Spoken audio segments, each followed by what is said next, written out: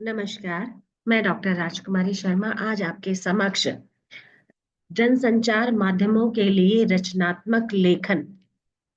पहली इकाई का तीसरा तत्व लेकर उपस्थित हुई हूँ, जिसमें जनसंचार माध्यमों के लिए रचनात्मक लेखन में प्रिंट मीडिया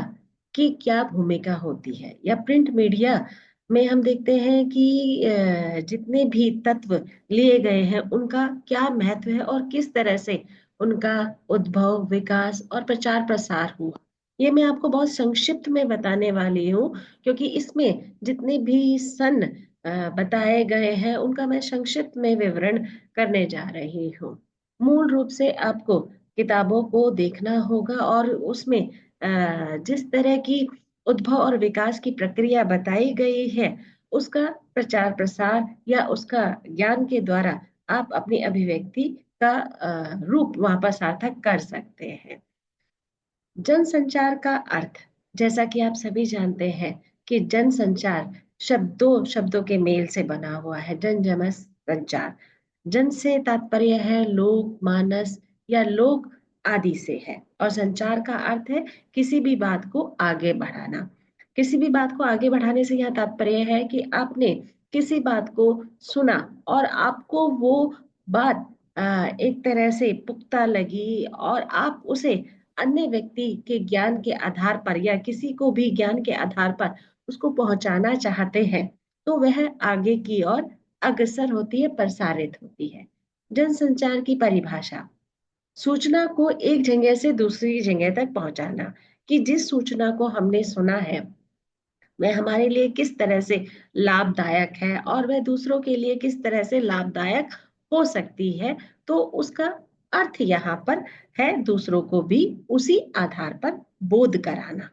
जनसंचार के माध्यम प्रिंट मीडिया, जैसे कि हम जानते हैं कि प्रिंट मीडिया का जो महत्व है वह दिन प्रतिदिन बढ़ता चला जा रहा है, और ये आज से नहीं है। जब से हम देख रहे हैं कि चीजों का विकास हुआ है तब से जनसंचार में प्रिंट मीडिया का जो रोल है वह महत्वपूर्ण भूमिका अदा करता हुआ दिखाई देता है। इसमें हम देखते हैं कि प्रिंट मीडिया में समाचार पत्र, पत्रिका, पुस्तकें, इश्तेहार, पर्चे आदि का महत्वपूर्ण रोल है, जिसके द्वारा हम इसकी क्रिया प्रतिक्रिया करते हुए दिखाई देते हैं। हम देखते हैं कि किस तरह से जो जनसंचार में प्रिंट मीडिया की जो भूमिका है वह कितनी अहम होती चली जा रही है। जैसा कि हम देखते हैं कि समाचार पत्र जीवन में महत्वपूर्ण भूमिका निभाता है, और इसमें हम देखते हैं कि ये आज का एक मुख्य रूप भी बन गया है कि जब तक हम समाचार नहीं सुन लेते, जब तक हम देश विदेश की खबरों से रूबरू नहीं हो लेते, तब तक हमारे ज्ञान का एक तरह से विकसित रूप नहीं दिखाई देता है। तो इसका हम देखते हैं कि उद्भव और विकास कहाँ से हुआ। आविष्कार, हम देखते हैं गुटेनबर्ग ने 1440 में छापे खाने से इसका आविष्कार किया। इससे पहले हम देखते हैं ताड़ के पत्रों एवं भोजपत्रों आदि के माध्यम से एक तरह से सूचनाओं का जो प्रचार प्रसार है वह हुआ करता था। समाचार का हम देखते हैं जीवन में हमेशा से ही महत्व रहा है, और इसकी अगर हम उद्भव और विकास की बात करें तो बंगाल गैजेट 1780 में जो कलकत्ता में निकला हिकीज द्वारा, उसमें हम देखते हैं हिंदी का पहला साप्ताहिक पत्र उद्यंत मार्तंड भी कलकत्ता में 1826 ईस्वी के आसपास निकला, जिसके निर्माता निर्देशक या हम कहें जिन्होंने नींव रखी उनका नाम है पंडित जुगल किशोर ने इनका संपादन किया। आज हम देखते हैं कि पुरानी सभी पत्र पत्रिकाएं एक तरह से बंद होती चली जा रही हैं, और उसमें हम देखते हैं कि किस तरह से इन समाचार के माध्यम से अनेक प्रकार की जो सूचनाएं हैं, जो किसी भी तरह की, चाहे वह सामाजिक स्तर पर हो, राजनीतिक स्तर पर हो या धार्मिक स्तर पर हो, आध्यात्मिक हो, ऐतिहासिक हो या देश विदेश की खबरें हैं या मनोरंजन के आधार पर है, वह कहीं ना कहीं हमें समाचार पत्रों के माध्यम से एक तरह से मिलती हुई दिखाई देती है, जिससे कि जो भी कहीं भी घटित घटनाएं घट रही हैं उसका सीधा प्रचार हमारे सामने इन समाचार पत्रों के माध्यम से होता हुआ दिखाई देता है, जिससे हम अवगत होते हुए दिखाई देते हैं कि हमारे प्रांत में या दूसरे प्रांत में, या हम देखते हैं देश में विदेश में किस तरह से चीजों का जो रूप है वह एक तरह से विकसित होता चला जा रहा है, और उससे हमारे भी ज्ञान का एक तरह से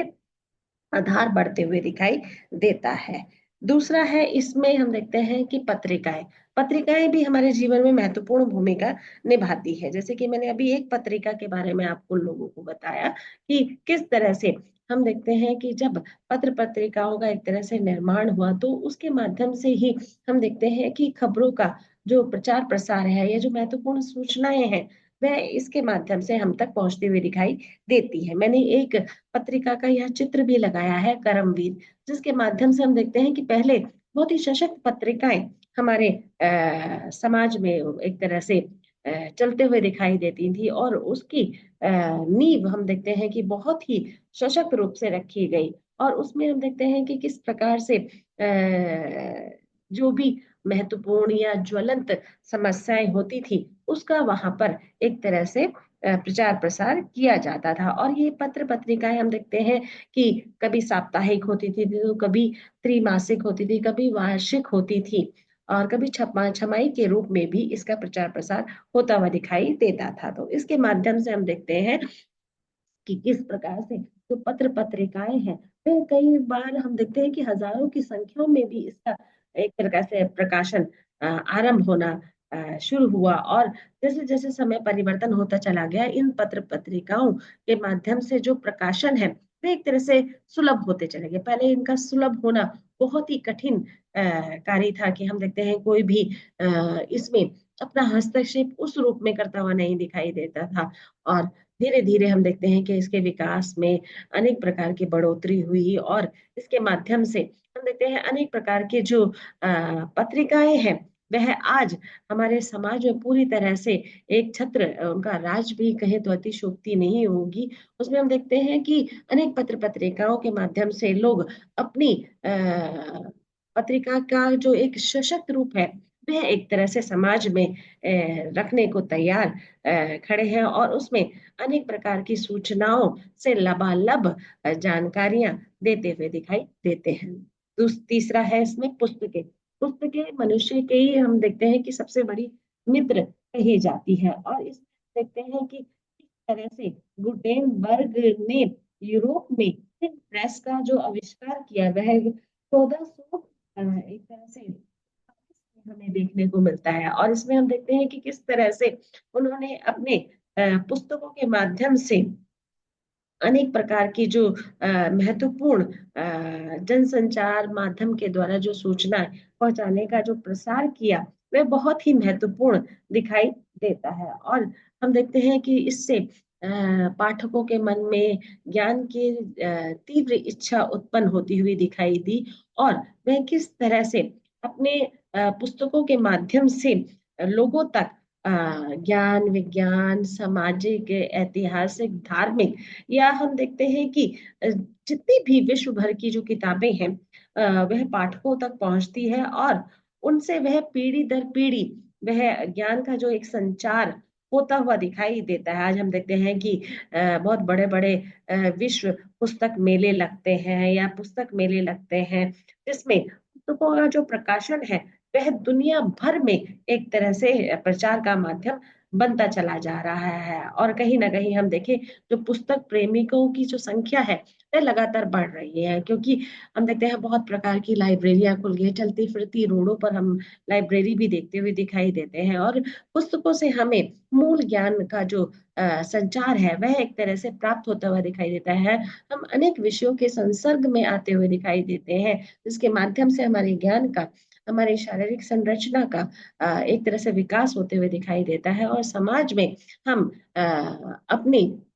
अभिव्यक्ति को व्यक्त करने का जो एक हम कहें कि सशक्त रूप है वह भी रखते हुए दिखाई देते हैं, जिससे हमारी बुद्धिमत्ता, हमारी बौद्धिकता का परिचय मिलता हुआ दिखाई देता है। इश्तिहार, हम देखते हैं कि इश्तिहार का भी महत्वपूर्ण एक तरह से स्थान है। हम देखते हैं कि इसके माध्यम से हम अपने जीवन में अनेक प्रकार से जुड़ते हुए दिखाई देते हैं।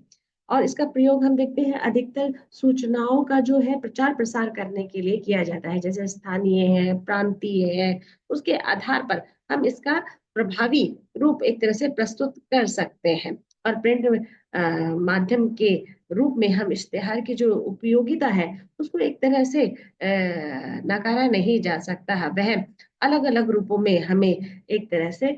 सही सुलभ जानकारी भी देते हुए दिखाई देती है। जैसे कई बार हम देखते हैं कि छोटे छोटे इश्तेहार लगने से हमें सूचनाओं का जो रूप है वह पता लगता हुआ दिखाई देता है कि कहाँ कहीं डिस्पेंसरी खुली है, कहाँ पर कहीं कोई एक तरह से इंस्टीट्यूट खुला हुआ है, या हम देखते हैं कहाँ पर आशा बहन जी का जो एक तरह से हम कहें कि आंगनवाड़ी है वह खुला हुआ दिखाई देता है, या हम यह कहें कि आसपास की दीवारों में हम दे जब हमें जानकारी मिलती है तो हम उसके रूप में एक तरह से अपने आप को विकसित पाते हुए दिखाई देते हैं जानकारी के धरातल पर। अंतिम है पर्चे। पर्चे से भी हमारा तात्पर्य है कि हम देखते हैं कि पर्चे का प्रयोग भी हम स्थानीय स्तर पर, क्षेत्रीय स्तर पर करते हुए दिखाई देते हैं, और इससे हम दैनिक जो हमारे समाचार है, पत्र हैं, या हम देखते हैं कि महत्वपूर्ण जानकारी है वह हम तक पहुंचाई जाती हुई दिखाई देती है। या हम देखते हैं कि किसी भी तरह की कोई जानकारी हमें इन पर्चों के माध्यम से एक तरह से मिलते हुए दिखाई देती है। और हम देखते हैं कि इसी के माध्यम से हमारे मन में अनेक प्रकार के भाव व्यक्ति के लिए